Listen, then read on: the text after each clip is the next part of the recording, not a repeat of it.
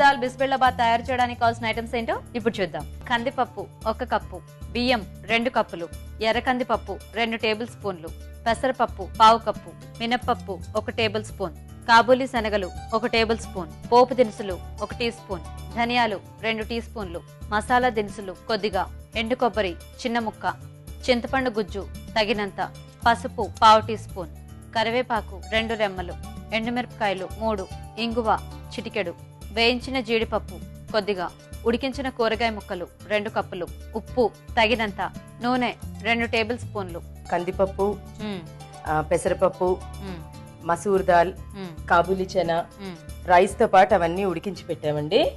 తర్వాత ఈ మసాలా దినుసులు ఏవైతే ఉన్నాయో మరాఠీ మొగ్గ, ఆకు, గరం మసాలాలన్నీ ఆయిల్ లేకుండా ఫ్రై చేసి అందులో ధనియాలు, ఎండు కొబ్బరి, కొంచెం చిన్న ముక్క ఎండు కొబ్బరి, మిరపకాయలు, శనగపప్పు, కొద్దిగా మినప్పప్పు అన్ని ఫ్రై చేసి పౌడర్ చేసి పెట్టుకున్నాం ఇక్కడ.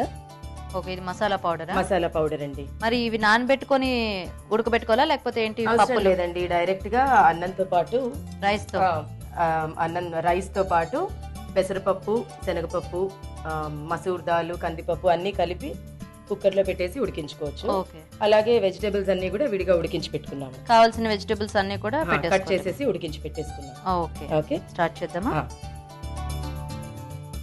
ఓకే, ఇప్పుడు కొంచెం ఆయిల్ వేసి పెనంలో ఆయిల్ వేసేసి తర్వాత ఇది ఆవాలు జీలకర్ర వేసాక కొద్దిగా ఇంగు వేద్దాము, ఒక ఎండుమిరపకాయ కూడా వేద్దాం ఇందులో. అంటే మరి మసాలాలోనే కాకుండా కొంచెం అండి, కొద్దిగా కరివేపాకు కూడా వేద్దాం.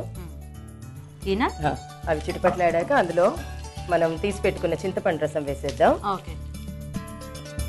ఇందులో కొద్దిగా వాటర్ వేసుకుందామండి, కొద్దిగా సాల్ట్, ఓకే, కొద్దిగా పసుపు, తర్వాత ఈ మనం చేసి పెట్టుకున్న మసాలా పౌడర్ ఉంది కదా, ఆ పౌడర్ వేసేద్దాం ఇందులో. అందులో ఇప్పుడు మనం ఈ బాయిల్ చేసిన వెజిటేబుల్స్ కూడా వేద్దామండి.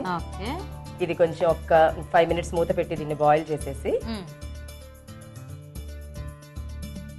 వెజిటేబుల్స్ ఇప్పుడు కొంచెం మసాలాలో ఉడికాయి కదా, ఇప్పుడు దీంట్లో మనం బాయిల్ చేసి పెట్టుకున్న రైస్, దాల్స్ ఇందులో వేసేద్దాం. వేసి దీన్ని ఒక 2 మినిట్స్ మళ్ళీ బాయిల్ అవ్వడానికి పెడదామండి.